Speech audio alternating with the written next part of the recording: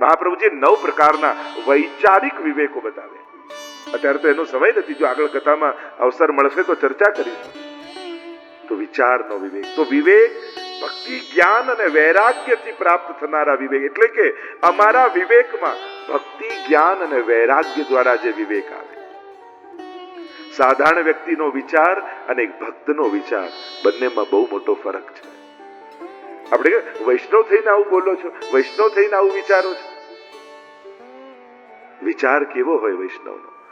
આપણો તો પ્રત્યેક વિચાર, જો આપણા પ્રત્યેક સમાધાન ક્યાં છે? મહાપ્રભુજી બતાવેલા 16 ગ્રંથમાં. આપણા જીવનના સમાધાનો ક્યાં છે? હરિરાયજીએ બતાવેલા શિક્ષાપત્રમાં, ગુસાઈજીના ગ્રંથોમાં. કારણ કે આપણી બુદ્ધિ સીમિત છે, સ્વાર્થથી અધિક વિચારી શકતી નથી. તો આપણે સમાધાન કોની પાસે લઈશું? તો કે ગુરુના આજ્ઞામાં, ગુરુના વિચારમાં, ગુરુના સિદ્ધાંતોમાં, ગુરુએ બતાવેલા પથદર્શનમાં.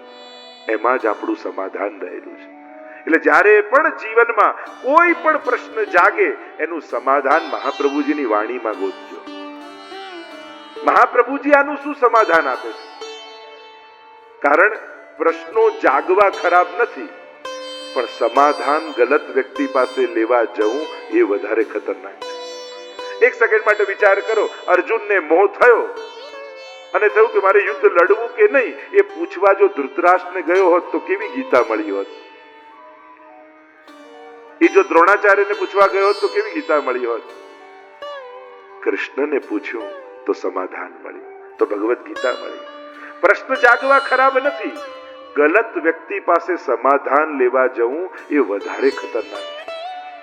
એટલે જીવનમાં જ્યારે પણ કોઈ પ્રશ્ન જાગે ત્યારે કોઈ સમજદાર પાસે સમાધાન લેવા જજો. નાદાન વ્યક્તિ પાસે જશો ને તો સંઘર્ષ સિવાય બીજું કાંઈ નહીં આપે. વસ્તુ તો જશે, જીવનનો અમૂલ્ય સમય પણ જતો રહેશે.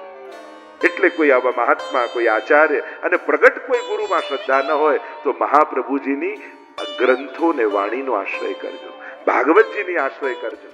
બધા જ સમાધાનો, શાસ્ત્રો સમાધાન આપે છે. આ સાધારણ કોઈ પુસ્તક નથી. અરે આજનું છાપું વાંચો, કાલે વાંચવું ના ગમે આપણને. આ તો કાલનો પેપર છે.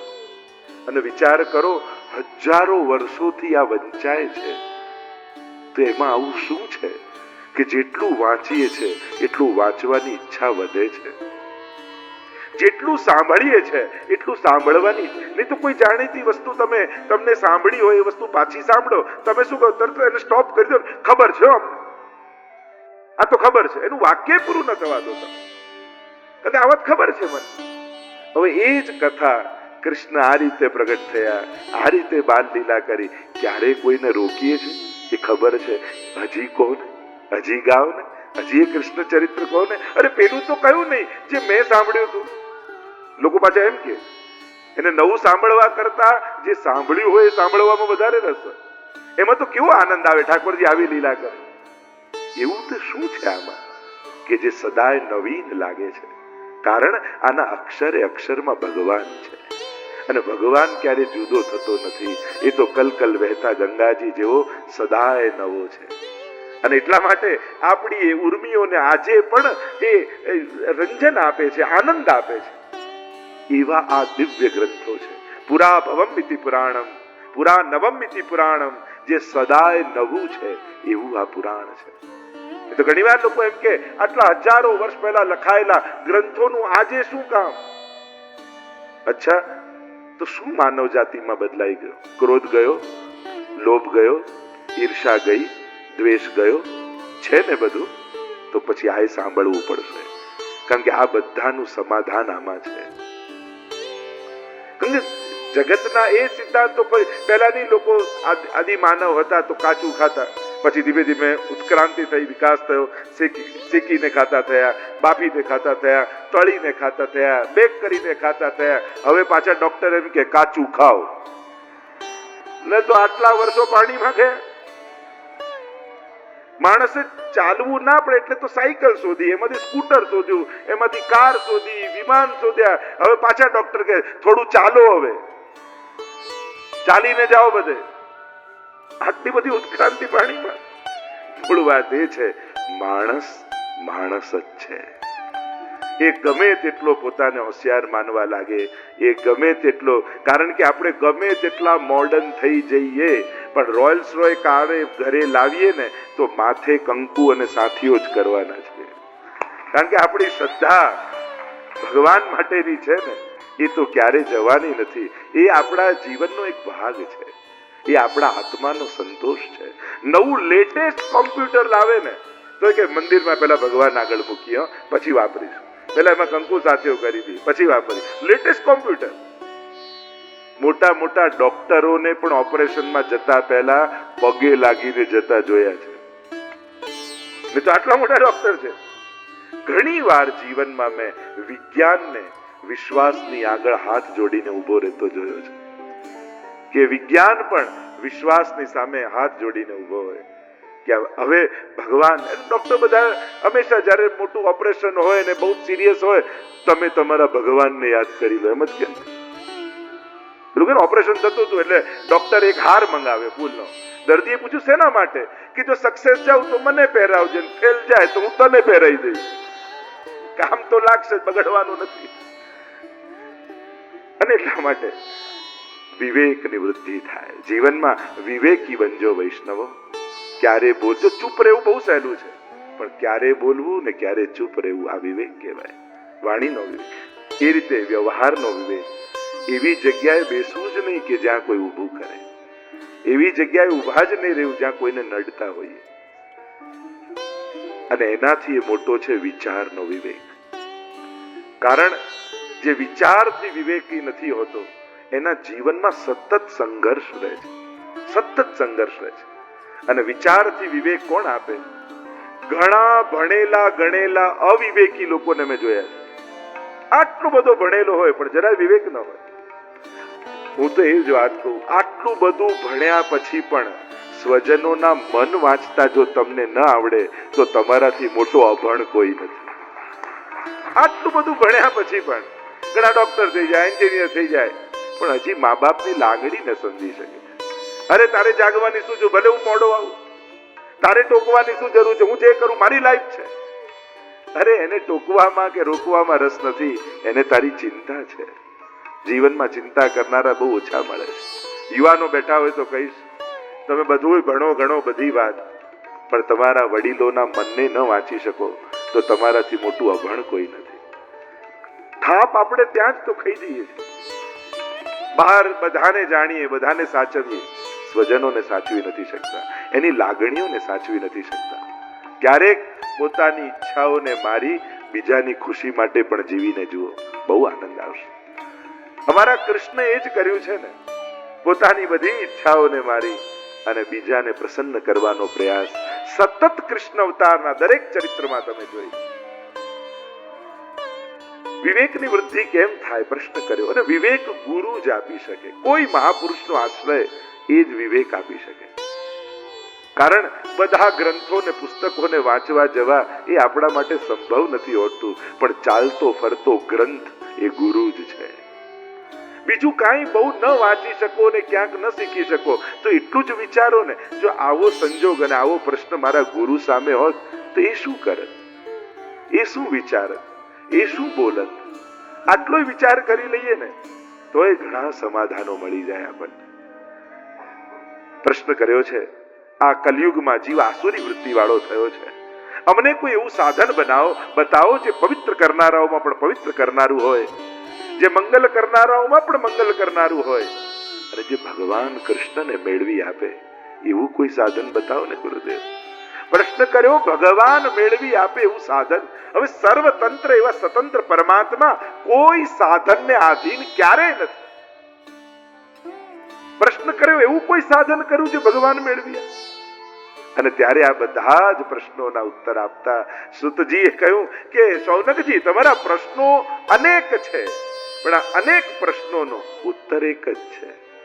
અને કહેતા સુતજી બોલ્યા, કાલ વ્યાલ મુખગ્રાસ ત્રાસ નિર્ણાશ હેતવે શ્રીમદ ભાગવતમ શાસ્ત્રમ કલૌકીરેણ ભાષિતમ. સૌનકજી, ये काल रूपी व्याल जब मनुष्य का ग्रास करने लगा, व्याल એટલે સર્પ, કાળને સર્પ કહ્યો છે, અને એ જ્યારે ગળવા લાગ્યો, જો આ કાલ બહુ દુષ્કર છે, બધું જ પાછું આવે, ગયેલો સમય ક્યારે પાછો નથી આવતો. આપણે ઘડિયાળમાં 1 કલાક, ઘડિયાળનો નથી ગયો, તારો ગયો છે.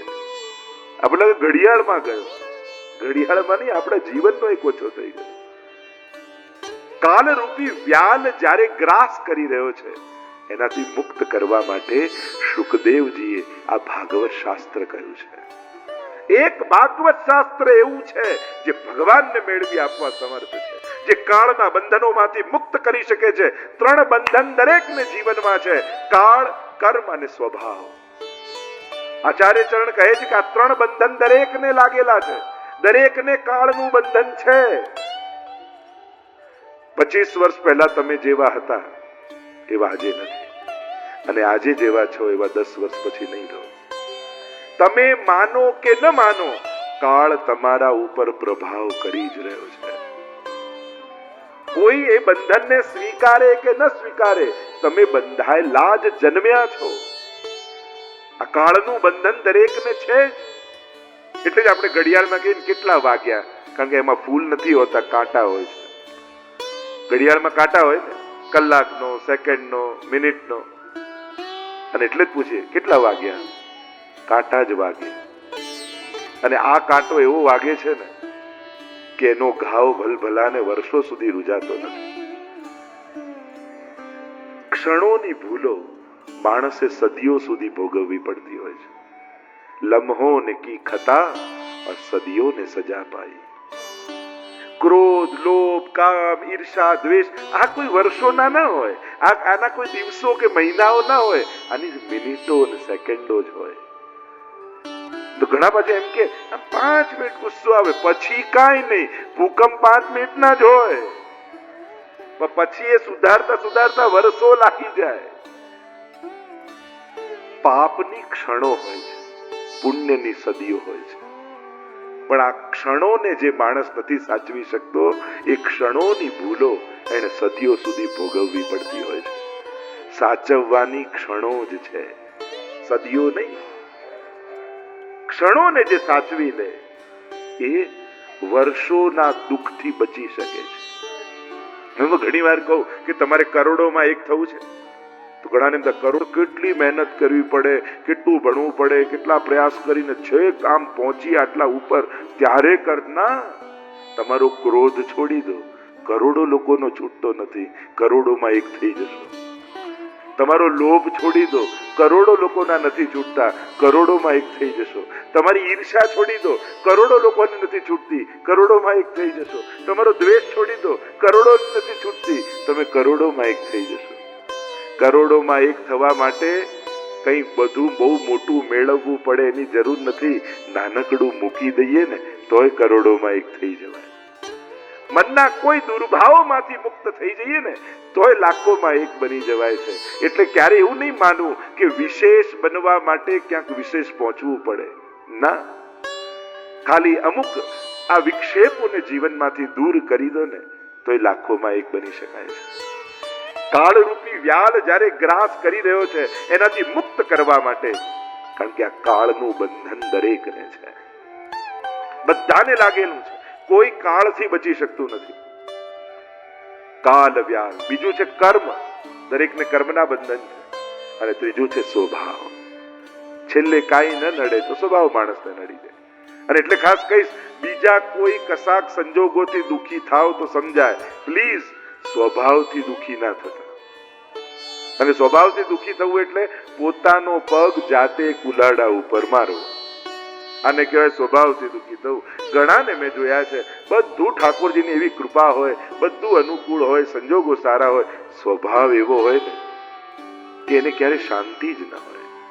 તો કે પેલી સ્ત્રી એક પરણીને આવી તો પતિને કહેવા લાગી, તો મને સુખી કરશો ને? પતિએ કહ્યું, જો તું કહીશ એ કાર અપાવીશ, તું કહીશ એવું ઘર બાંધી દઈશ, તું કહીશ એવા કપડા અપાવીશ, તું કહીશ એવા દાગીના અપાવી દઈશ, પણ સુખી થતા જો તને નહીં આવડે ને તો તારા સિવાય બીજું કોઈ તને સુખી નહીં કરી શકે. એ તો તારે જ સુખી થતા શીખવું પડશે. સુખ બીજા કોઈના હાથમાં છે જ નહીં. આપણે હંમેશા કોઈ એવી કલ્પનામાં રહીએ છીએ કે કોઈક આવીને મને સુખી કરી જશે. આનાથી મોટી કલ્પના દુનિયામાં બીજી કોઈ નથી. સુખ તમારા જ હાથમાં ભગવાને આપ્યું છે, કારણ તમે આનંદના અંશ છો. આત્મામાં આનંદ છુપાયેલો છે અને એટલે જ તો આનંદને ગોતો છો. દુનિયાનો દરેક માણસ આનંદ કેમ ગોતે છે? કારણ કે એનો અંશ છે. અને એક નેચર, એક સ્વભાવ, એક શાસ્ત્ર એમ કહે છે, યો યદંશ સતમ ભજે, જે જેનો અંશ હોય એ અંશીને ભજે. પથ્થરનો ટુકડો લઈ અને છોડો તો પથ્થર કેવો જમીનમાં જાય? કારણ કે એનો ટુકડો છે, એનો અંશ છે. આપણે નાના હોઈએ તો આપણને શીખવાડે, બેટા આમ બેસવું, આમ બોલવું, આમ ખાવું. કોઈ બાળકને શીખવાડવું પડે છે, બેટા સુખ ઈચ્છવાનું, દુઃખ નહીં ઈચ્છવાનું. કોઈને પ્રેક્ટિસ કરાવવી પડે છે? અરે 2 મહિનાના બાળકને ચાવી આપો ને તો એ લઈને મોઢામાં નાખે, કારણ કે મોઢેથી જ સુખ એને ખબર હોય, બીજા એવા કોઈ સુખનું ભાન એને હોય નહીં. એટલે પણ એની ગતિ સુખ તરફ હોય, સહજ હોય. સ્વભાવ, આ 3 બંધન છે અને કાલરૂપી વ્યાલમાંથી મુક્ત કરવા માટે આ ભાગવત શાસ્ત્ર સુખદેવજી આપ્યું છે. અને કહ્યું, મનને પવિત્ર કરવા માટે આનાથી શ્રેષ્ઠ બીજું કોઈ સાધન નથી. મન શુદ્ધૈ ન વિદ્યતે. શરીરને સુંદર કરવાના અનેક સાધનો મળે, પણ મનને સુંદર કરવા માટે કયો ઉપાય? અને જ્યાં સુધી સમાજના મન પવિત્ર નહીં થાય ત્યાં સુધી સમાજનું સામર્થ્ય પણ એનું ઉત્થાન નહીં કરી શકે. કારણ કે સમર્થ લોકોએ દુનિયાને જેટલી બગાડી છે એટલા અસમર્થ લોકો ન. જેટલો ભણેલો ગણેલો માણસ બગાડી શકે એટલું અભણ માણસ ના બગાડી શકે. ટેકનિકલ માઇન્ડથી જેટલા કૌભાંડ થાય છે એટલા અભણ વ્યક્તિ ક્યાં કરી શકે છે? સમર્થ લોકોના મન પવિત્ર થાય અને પવિત્ર બને એના પ્રયાસો સમાજે કરતા જ રહેવા જોઈએ. તો ઘણી વાર લોકોને એમ થાય કે અરે આ કથા અને મંદિર એની શું જરૂર, એના કરતા આ બાંધો ને હોસ્પિટલ બાંધો ને આ ગરડા ઘર બાંધો ને આ બધું બંધાવવું જોઈએ, આ કથા અને મંદિરોની શું જરૂર? અરે શું તમે એમ નથી ઈચ્છતા કે સમાજના મન પવિત્ર રહે? બીમાર માણસ સાજો થાય એનો વિચાર છે, પણ સાજો માણસ સારો રહે એના માટે કાંઈ નહીં કરવું જોઈએ. કારણ કે જો આ સમર્થ વ્યક્તિની બુદ્ધિ બગડીને તો એ જ સમાજનો સર્વનાશ કરી નાખશે. આપણે કરોડોમાં સ્પોર્ટ્સ કોમ્પ્લેક્સ બાંધીએ ત્યારે કોઈ પ્રશ્ન નથી કરતો, કારણ કે આપણે સમજીએ છીએ સ્પોર્ટ્સ જીવન સ્વાસ્થ્ય માટે જરૂરી છે. એમ મંદિરો ને કથાઓ પણ સમાજના સ્વાસ્થ્ય માટે નિતાંત જરૂરી છે. કારણ કે આજે આટલા બધા યુદ્ધો થાય છે અને લોકો એમ કે ઓ રશિયાએ આમ યુક્રેન પર ચડેલ હમલો ન કરવો. અરે રોજ તું તારા ઘરના લોકો પર હમલો કરે એનું શું? લેવલનો જ ફરક છે ને. પેલો એ સ્ટેજ ઉપર છે કે એક દેશ બીજા દેશ પર કરી શકે, તું તારા ઘરના સ્વજનો પર નથી આક્રમણ કરતો. એનો કોણ પ્રશ્ન માંગે? મૂળ વૃત્તિ નો વિરોધ શેનો છે? આક્રમણનો, ક્રોધનો, આવેશનો. પ્રોબ્લેમ તો આપણને એમાંથી જ છે ને. પછી એ કયા લેવલ પર થાય એ જુદી ચર્ચાની વાત છે, પણ એ નાના લેવલથી શરૂ થયેલું ક્યાંક મોટા લેવલ પર એ જ વ્યક્તિ ક્યારેક એ જે સ્થાને બેસશે તો એ સ્થાનેથી સર્વનાશ કરશે. મૂળ પહોંચવાની તો એ સ્થિતિ ઉપર એની વાત છે ને.